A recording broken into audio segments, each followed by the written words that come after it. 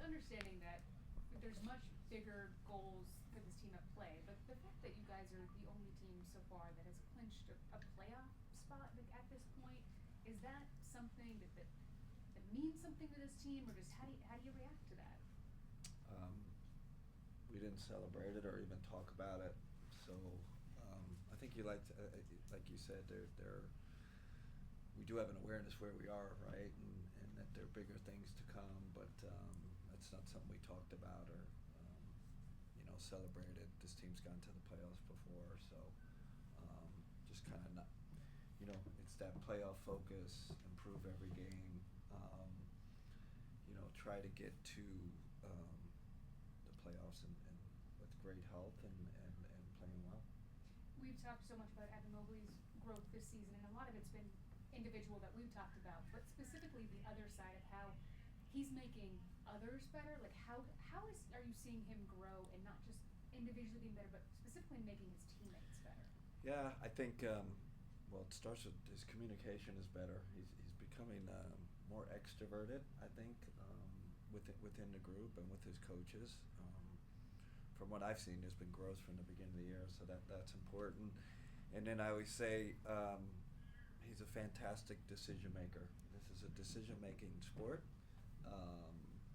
He's got the ball in his hands a fair amount, and it's rare you say, "Oh man, what a silly play that was by Evan," or "Why did he go there?" Like he reads the court really well and makes the right decision. Whether sometimes that's a shot, sometimes it's getting it to a teammate, but has really kind of improved in those two areas team-wise, if that makes sense. Yeah, Donovan shouted out Evan the other night first he said for yelling, calling for the ball to shoot that three. Then he took a step back and said, well, he didn't really yell because, it is Evan, right? Yeah. But are those moments that kind of show that growth that you're talking about? Yeah, he's just becoming more assertive, and he's still got growth, right? He still doesn't understand how good he is. But did any of us at 23 years old really know, who we are but also speaks to his humility. Like he doesn't want to, he doesn't want to draw attention to himself. But I'd love for him to be, more assertive. That's great. He called for it, and then that wing three, that was surprising because that looked like Ray Allen coming down. Like just hey, I'm teeing this thing up. It's a big shot, big moment. No hesitation. It's a great moment for him and for us. Coach, after one of the most emotional wins of the season, you've talked a lot about bringing the team back and kind of not dimming down to a team that's not on the playoff level like the Portland Trail Blazers tonight. Was there something that you did behind the scenes with them to kind of realize where you are? No, I think early on in the season I do that and I give the speech, appropriate fear, we got to stay. But our locker room's so strong. I always say we have a mature team. They know how to handle these games. They've done it all year, so I didn't say anything. I probably won't say anything before the game. They know what they have to do in games like this. And obviously also today, Naquan Tomlin was upgraded to a two-way. What did you guys see from him, and then also the time of JT Thor being here on this team? Man, more about Quant. I just obviously, the front office and our G League staff, they watch him in the G League intensely. We check in and out, and so when he did come on the 10-day, we had background information, and then he impressed right off the bat how quickly he picked things up, and then his energy. Even in the small sample size, only a few minutes, we're all like, wow, this kid, length, energy, plays extremely hard, and then his demeanor, that's part of it, right? And it's just like a humble, always has a smile on his face. That stuff counts. When you bring someone into your locker room, it all matters. And then we obviously have our collaborative talk on it, and we felt like he kind of earned that, and Listen, JT was good for us. There was no doubt. So you make hard decisions in this league. It's really hard. JT's got a lot of talent and he'll land on his feet. But like I said, hard. Never an easy decision. Don. Thanks, BJ. Kenny, from a coaching standpoint, are you more bothered that you fall behind 25-3, or impressed that you come back from it? Yeah, Tom. I do think we do a we amongst our staff we do a review of that game and I don't want to sound like a curmudgeon, but there are a lot of things we could have done better. I'd say that, and part of that beginning was our tentativeness, and kind of on our heels, both sides of the ball, right? Almost, it was really kind of uncharacteristic. So I don't know what light to put that in. Is that negative? Is it,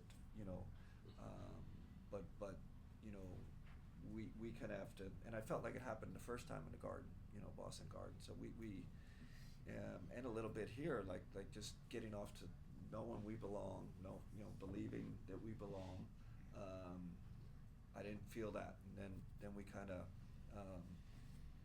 especially when I thought the bench came in, and that kind of started, like those guys kind of, Sam and Ty, and they kind of, there was no tentativeness. They kind of flipped a switch for us, and we got more aggressive and more confident, and that was everything. So that's kind of a mixed bag answer, but definitely not saying like we're not in there saying, oh man, we're so good, and it's like, man, we could have done a lot of things better. And the truth of the matter is we went down 17 in the third quarter too. So you got to look at that. You just can't look at the result. Man, we got a great win. Sure, it was good for our confidence, good for our resiliency and all that, but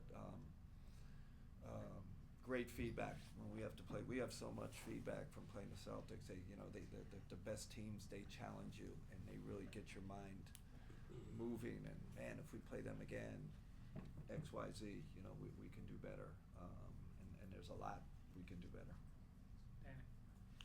With 23 games left in the season, you guys have a 1-game lead over OKC for the best record in basketball. How much does it matter finishing with that and the home court advantage throughout the playoffs that would come with it? I mean, sure, home court. It's not a.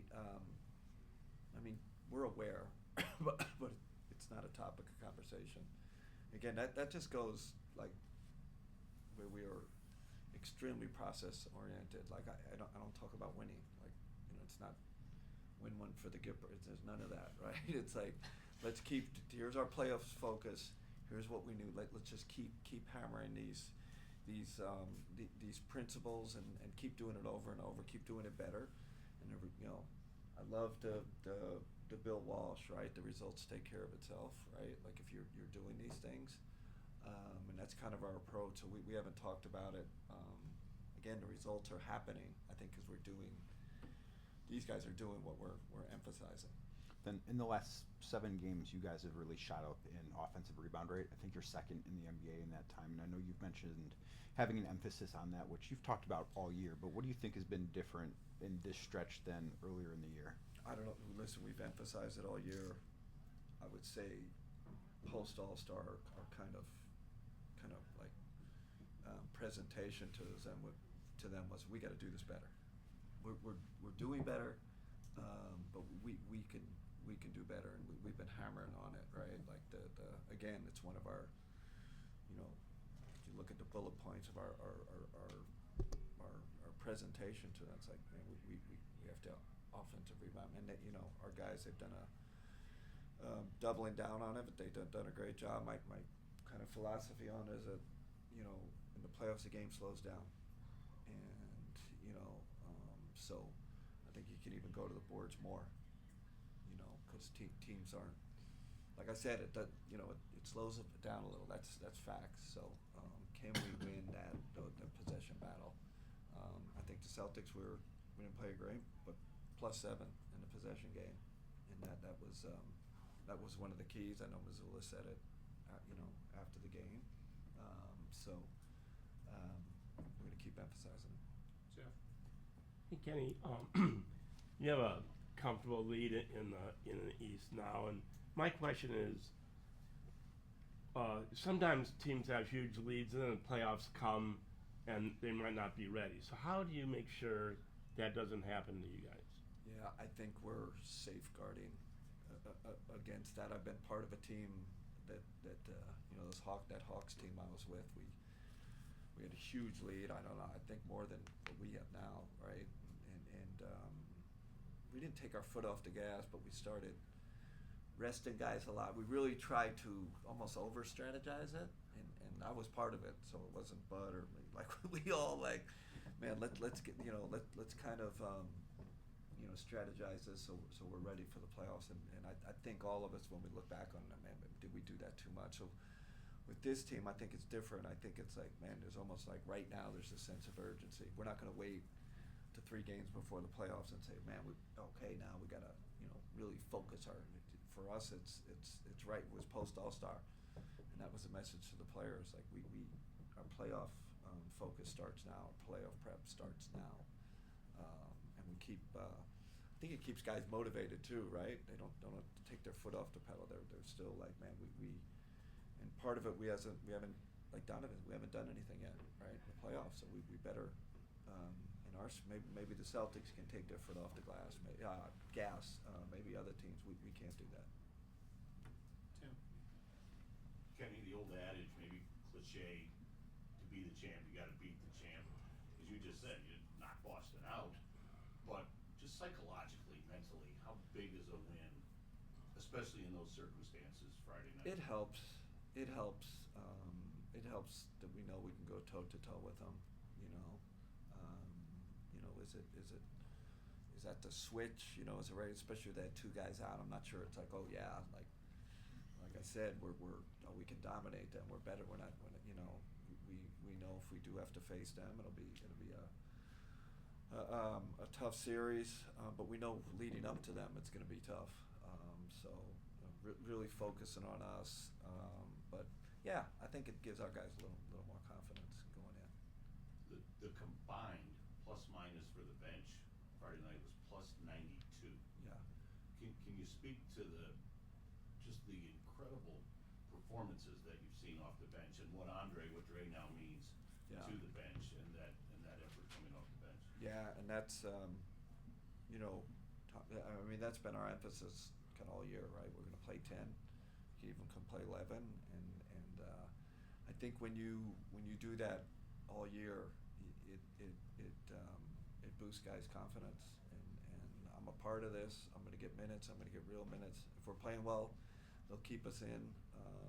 I think that was a little bit of culmination of the all year. Play your bench, improve your bench, and then monitor your the big minutes for your stars. So we'll see when the playoffs come. That's going to be a whole another question we'll be talking about. How many guys are playing? Are you going to do the same thing? Or are you going to?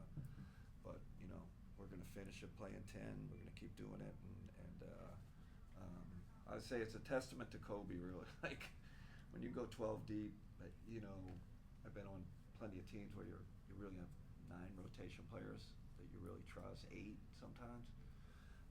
We can go 12 with Javante. You could have 13 deep. I mean, that's a real luxury. Can I sneak one more? We're on time. Oh, yeah, real quick. Just, do you sense competition amongst the guys coming off the bench? Not in the sense of competing with one another, but not wanting to let the other guys down. Zero. And that's a phenomenal thing about this team. They get it, and it's really hard, I think, to get professional players to understand that, because they want contracts. They want to get paid, right? They want you want to do well for yourself, and they're really guys that they understand the big picture. They understand what this is about, what this team is about, and so I felt no. I'd say it's close to perfection in terms of the spirit and the attitude, and guys saying, okay, that's what I'll do. If that's what's needed, that's what I'm doing tonight. Ice, what did he play the other night? 12 minute, Ice could easily say, man, I'm 25-minute game guy. Like, what are you doing? Like, there's been none of that. They just lock into their minutes and they give it to all. Dean Wade, same thing. Could say Dean Wade could say, man, I look at my net rating, coach. I should be, tie all of them, right? But they get it. No. As far as Donovan not playing, is that a planned day off? Planned. Or he just needed a day off? No, planned. We planned it, and I always say I put my hand up first. I'm the first one to push it, and March is a beast. 16 games in 29 days, and if our number one goal is to stay healthy coming into the playoffs, we have to be strategic in what we're doing. Okay, let's go wrap it up. All right. Thank you. Thanks, everybody.